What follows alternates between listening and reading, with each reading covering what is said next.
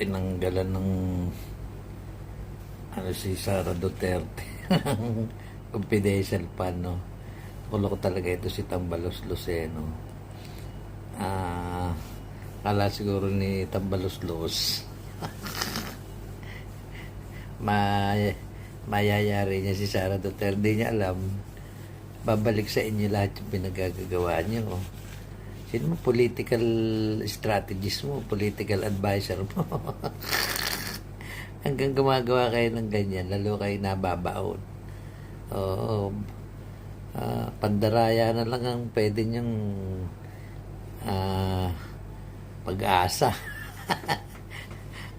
Sabi nga ni Atty. Glenchong, I know what you did last summer. Eh, ganun ulit gawin niyo. Loko-loko talaga ito ba? Ito.